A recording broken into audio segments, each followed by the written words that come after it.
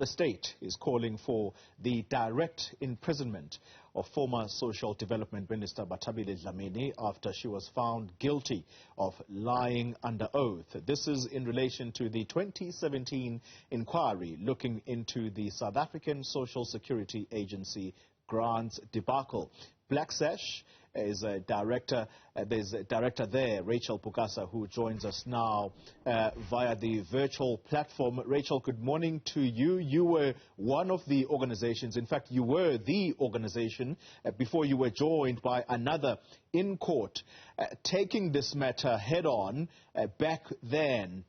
You now have an outcome from a court of law. Tell us what accountability should look like in your eyes.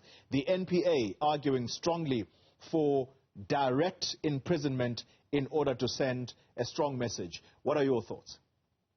Good morning. Thank you so much for having me. And so, yes, we are really pleased with the decision that the court found. We support the NPA with the calls for direct imprisonment because what we feel is that the punishment should be what would be given to the ordinary citizen on the street.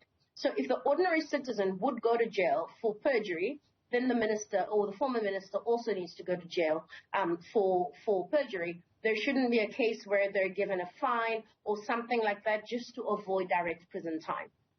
There's an added... or above the normal person. Yeah, there does seem to be almost an addition to why the NPA is arguing so strongly for this prison sentence. And they are saying that they are dealing with someone here who, quote unquote, in their words, has the propensity or has shown a propensity to lie. And they're saying that she is a repeat offender.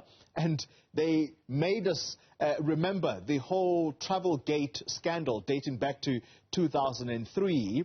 Do you think that indeed they are correct by arguing so strongly for a prison sentence on a conviction of perjury? Basically, this is about lying, if we put it in simple terms. Yes, we can put it in simple terms and say it's lying, but what I want to highlight is a reminder that this was not a victimless crime. The lies that the minister told at that inquiry had an impact on the millions of South Africans that relied on the social grant system. So yes, in the everyday term, it could be called lying, but the impact and the number of people affected was really great. And as a result, we do support the NPA's calls of that this needs to be a direct imprisonment, not only for the people that were affected as a result of the minister's lies, but also so that it sends a message that no one is really above the law, and that things like this get punished, whether you are politically connected or not. If direct imprisonment doesn't come to pass on the 1st of April, this is the date that we understand she will go back to court, what would a sufficient amount of money be for that fine if the court says direct imprisonment is a little too harsh? So what would be a sufficient amount is an amount that her pocket will feel.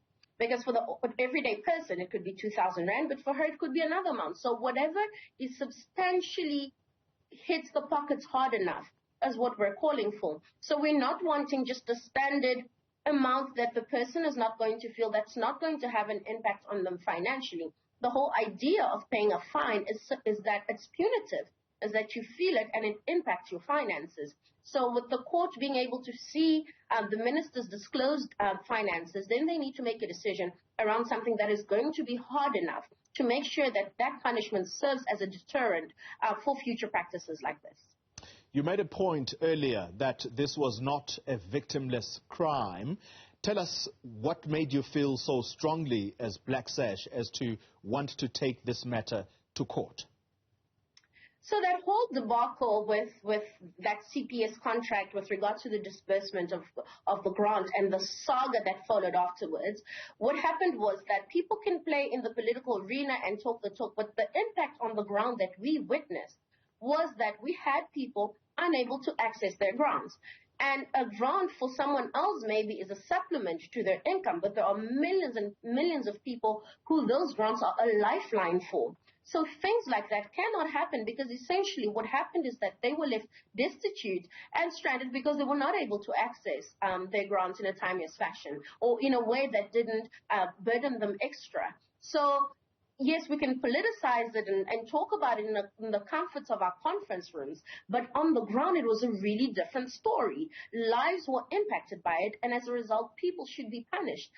Aside from the lives impacting people, what then happened was, instead of being truthful about what happened and helping us get forward in a resolution, what the minister did was then continue to lie about what happened. And as a result, we find that getting to a resolution took longer than it should have. Yeah. Rachel, the next question will likely be complicated. I'm going to try and simplify it the best I could.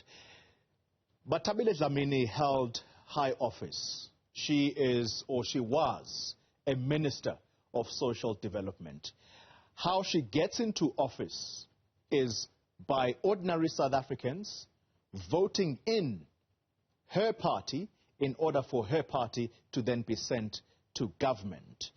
The actions that she took, when we say that she lied under oath, what is it that she was trying to do in order to impede the very process that is meant to help South Africans, the ordinary South Africans that we are talking about here, that she lied and to a point where they were unable to access their grants on time?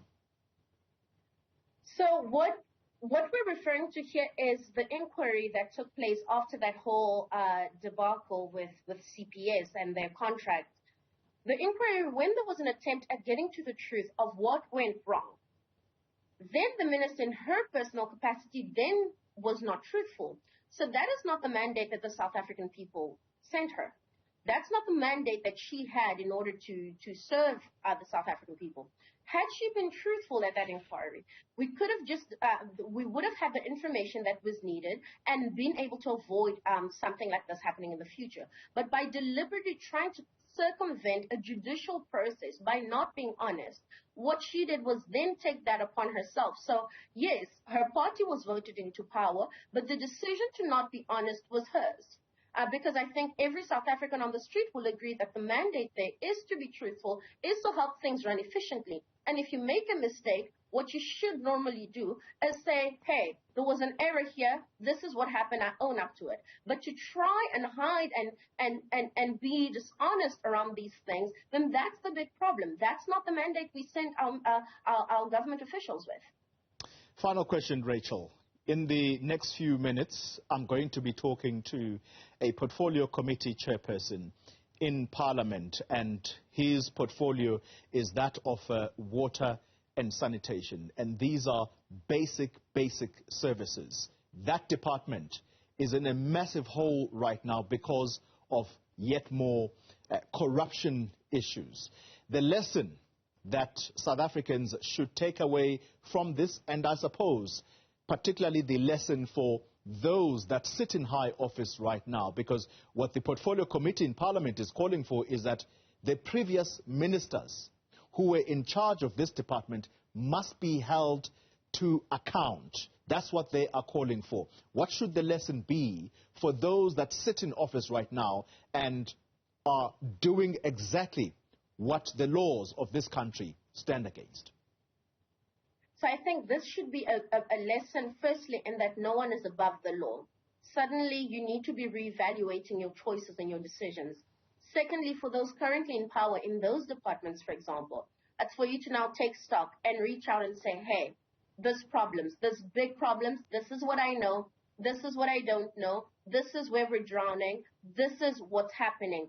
Transparency around corruption, around the mismanagement of funds, around the mismanagement of personnel, and all of those things. Come clean now. Because I think what we need is politicians who are honorable enough to come clean and ask for help in how we fix these things, rather than continuing being corrupt and then trying to cover them up. And I think this should serve as a lesson that the judiciary is not afraid, and they will come after anyone who seeks to circumvent that system. Director of the organization Black Sash, Rachel Bukasa, thank you very much for your time.